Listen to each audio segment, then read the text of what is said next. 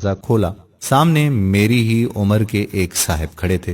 अस्सलाम अलैकुम। उन्होंने निहायत ही मुहज्जब अंदाज में सलाम किया। पहले तो मेरे जहन में ख्याल गुजरा कि ये कोई चंदा वगैरह लेने वाले हैं। उनके चेहरे पर दाढ़ी खूब सज रही थी और लिबास से वो चंदा मांगने वाले हरगिज नहीं लग रहे थे। जी फरमाइए, मैंने पूछा।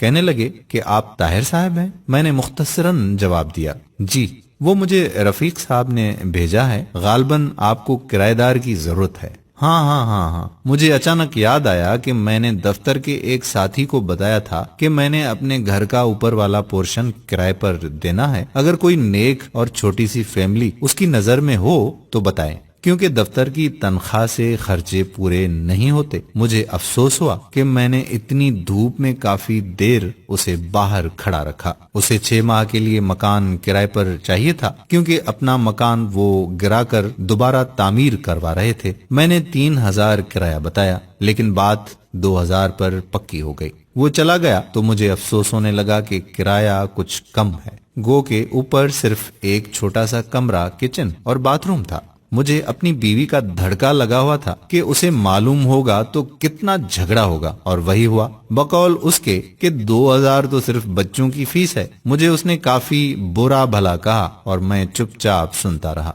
और अपनी किस्मत को कोसता रहा। मैंने एमएससी बहुत अच्छे नंबरों से किया था, इसलिए फौरन नौकरी मिल गई। नौकरी मिली तो शादी भी फौरन ही हो गई। मेरी बीवी भी बहुत पढ़ी लिखी थी, वो भी एक अंग्रेजी स्कूल में पढ़ाती थी। हमारे 3 बच्चे थे, मगर गुजारा मुश्किल से होता था। अगले ही दिन वो साहब और उनकी बीवी बच्चे हमारे घर शिफ्ट हो गए। उनकी बीवी ने मुकम्मल शरई पर्दा किया हुआ था। दोनों बड़े बच्चे बहुत ही मुहज्जब और खूबसूरत थे। छोटा गोद में था। कुछ दिनों बाद एक दिन मैं दफ्तर से आया तो मेरी बीवी ने बताया कि मैंने बच्चों को किराएदार खातून से कुरान मजीद पढ़ने के लिए भेज दिया है।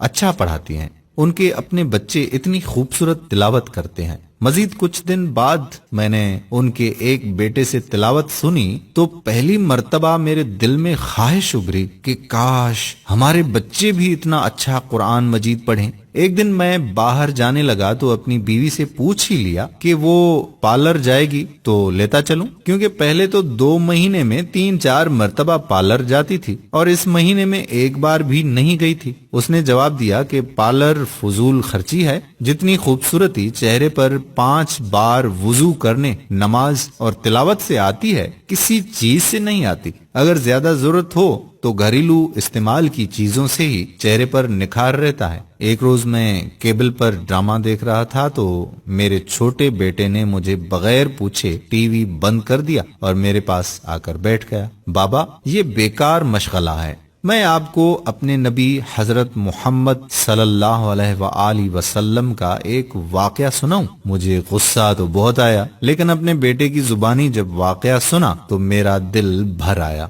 मैंने अपने बेटे से पूछा कि ये तुम्हें किसने बताया बेटा?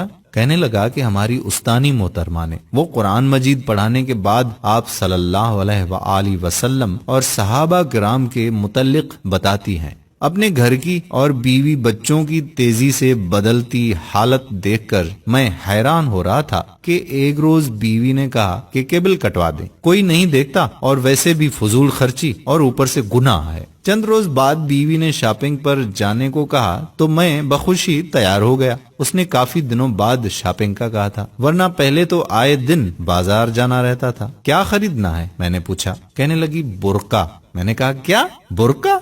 मैं हंसा तो वो बोली, पहले मैं कितने ही गैर शरई काम करती थी, आपने कभी मजाक नहीं उड़ाया था। अब अच्छा काम करना चाहती हूँ तो आपको मजाक सूझ रहा है। मैं कुछ ना बोला। फिर चंद दिन बाद उसने मुझे काफी सारे पैसे दिए और कहा कि फ्रिज की बाकी कीमत अदा कर दें ताकि मजीद किस्तें ना देनी पड़े। इतने रुपयों की बचत कैसे हो गई? वो मुस्कुराई, कहने लगी, बस हो गई। जब इंसान अल्लाह ताला के बताए हुए अहकाम पर चलने लगे तो बरकत खुद ब खुद हो जाती है। ये भी वो किराएदार खातून ने बताया है। सुकून मेरे अंदर तक फैल गया। میری بیوی اب نہ مجھ سے کبھی لڑی نہ شکایت کی، بچوں کو وہ گھر میں پڑھا دیتی ہے، خود بچوں کے ساتھ قرآن مجید تجوید سے پڑھنا سیکھ رہی تھی، وہ خود نماز پڑھنے لگی اور بچوں کو سختی سے نماز پڑھنے بھیجتی۔ مجھے احساس ہونے لگا کہ نجات کا راستہ یہی تو ہے۔ پیسہ اور آرائش سکون نہیں دیتا، اطمینان تو بس اللہ کی یاد میں ہے۔ مجھے اس دن 2000 کرایہ تھوڑا لگ رہا تھا، آج سوچتا ہوں تو لگتا ہے کہ وہ تو اتنا زیادہ تھا کہ آج میرا گھر سکون سے بھر گیا ہے۔ دوستو، دلوں کا سکون تو صرف اللہ کی یاد میں ہے۔ اگر یہ ویڈیو اچھی لگے تو ایک لمحہ ضائع کیے بنا شیئر کر دیں، کیونکہ آج کل ہمارے گھروں میں پیسہ تو کافی آ گیا ہے لیکن سکون نہیں۔ ہماری ویڈیو کتنی اچھی لگی کتنی نہیں، کمنٹ باکس میں ضرور آگاہ کریں۔ جزاک اللہ خیرہ۔ السلام علیکم ورحمۃ اللہ وبرکاتہ۔